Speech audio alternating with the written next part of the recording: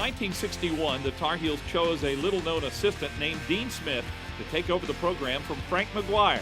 Smith had been a reserve player at Kansas, coached by the legendary Phog Allen, and winning a national championship in 1952.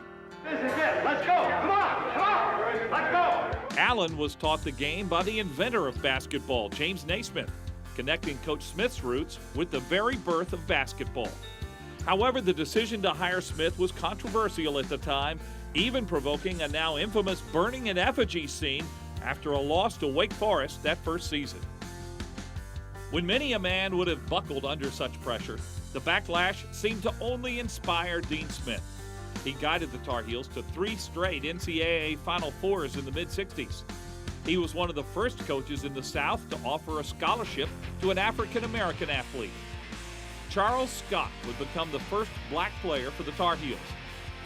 He was an All-American and an Olympic gold medal winner. But more than that, he opened the door for other black athletes at UNC and the ACC, all because of the social consciousness of Dean Smith.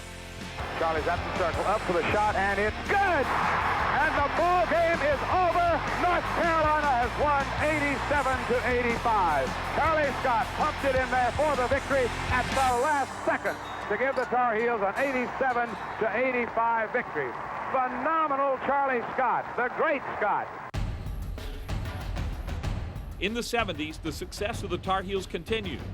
An NIT championship in 1971, back when an NIT title was on equal footing with an NCAA championship, started the decade rolling. And another staple of Dean Smith-led teams, the comeback, was never more visible than the most famous 15 seconds in UNC history, when Smith expertly, calmly guided his boys in blue to score 8 points in those few ticks of the game clock, tying Duke at the buzzer and winning in overtime. Kupchak will make the long front court pass. Gets it to Walter Davis. 2-1. Walter takes the shot.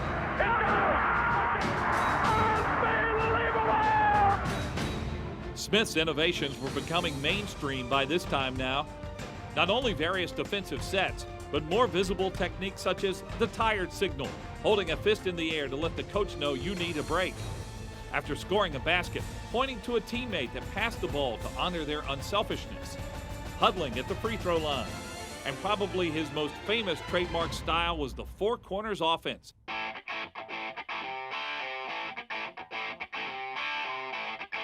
One of Smith's most celebrated players, Phil Ford, made the four corners his own, leading the Tar Heels to 2 ACC championships and the 1977 national championship game.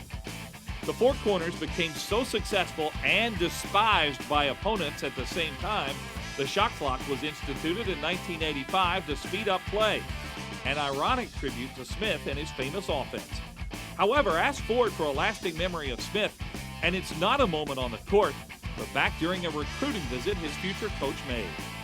I remember a lot of coaches coming into my home as a senior in high school telling me that the ball would be in my hands for 4 years and I'd start. And first time I met Coach Smith told me that I may have to play JVs, and that kind of set me back a little.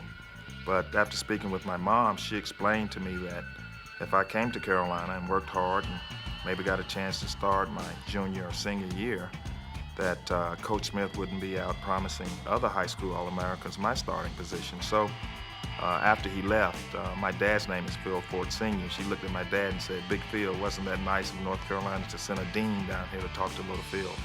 She thought that Dean Smith was the dean of a college here. Oh, Phil Ford's mother couldn't have said it better. Coach Smith was indeed becoming the dean of college coaching. However, during the 70s and early 80s, Smith's teams had achieved greatness, but no NCAA championship to validate their accomplishments. It was said Smith couldn't win the big one. That all changed in 1982, when a freshman by the name of Mike Jordan hit a game-winning jumper to give Dean Smith his first NCAA title. 11 years later, back in the New Orleans Superdome, the 1993 Tar Heels would deliver Smith his second national title. Smith has been honored with every conceivable award and was named one of the 7 greatest coaches in all sports during the 20th century. Throughout these accomplishments, Dean Smith's team followed his mantra: play hard, play smart, play together. And in 1997, all those players, all those teams collectively delivered their Hall of Fame coach win number 877. And Dean Smith became the then all-time winningest coach, breaking Adolph Rupp's long-standing record. And after becoming the most successful coach of all time, Smith shocked the basketball world and retired. I had decided to resign as head basketball coach at the University of North Carolina.